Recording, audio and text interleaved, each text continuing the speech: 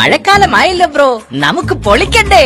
Yes Bachchu, ഈ വീടിനുള്ളിൽ തുറന്നു വെച്ചിരിക്കുന്ന ശുദ്ധജലം, ഫ്രിഡ്ജിന് പിന്നിലെ ട്രേയിൽ കെട്ടിക്കിടക്കുന്ന വെള്ളം, പിന്നെ ചെടിച്ചട്ടികളിലും ഫ്ലവർ വേസിലുമുള്ള വെള്ളം, ഈ വീടിനകത്ത് താമസിക്കാൻ ഇതെല്ലാം ധാരാളം.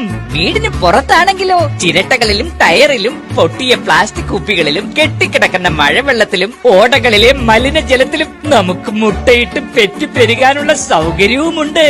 മലേറിയ, ചിക്കൻ കുനിയ, ഡെങ്കിപ്പനി തുടങ്ങിയ മാരക രോഗങ്ങളും മറ്റു പകർച്ചവ്യാധികളും ഹായ് നമ്മൾ തകർക്കും ബ്രോ. കണ്ടല്ലോ അല്ലേ? ഇങ്ങനെ സംഭവിക്കാതിരിക്കാൻ നമുക്ക് പലതും ചെയ്യാനാവും. ഓരോ വ്യക്തിയും കുടുംബവും സമൂഹവും മഴക്കാല പൂർവ്വ ശുചീകരണത്തിനും പകർച്ചവ്യാധി നിർമ്മാർജ്ജനത്തിനും മാലിന്യ സംസ്കരണത്തിനും വേണ്ടി പരിശ്രമിക്കണം. കുടിക്കാനുള്ള ശുദ്ധജലം എപ്പോഴും അടച്ചു വെക്കാൻ ശ്രദ്ധിക്കുക. ഫ്രിഡ്ജിന് പുറകിലുള്ള ട്രേ, ചെടിച്ചട്ടികൾ ഇതൊക്കെ ഇടയ്ക്കിടയ്ക്ക് വൃത്തിയാക്കി സൂക്ഷിക്കുക.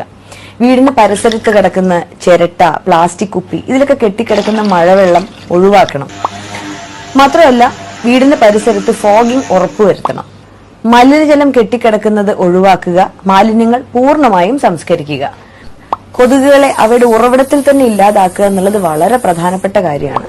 മറ്റൊരു കാര്യം, തിളപ്പിച്ചാറ്റിയ വെള്ളം മാത്രമേ കുടിക്കൂ എന്ന് നിർബന്ധമാക്കുക. വരൂ, ഈ മഴക്കാലത്ത് കേരളത്തിൽ നിന്നും പകർച്ചവ്യാധികളെ തുരത്താം. പ്രതിദിനം പ്രതിരോധം സൃഷ്ടിക്കാം.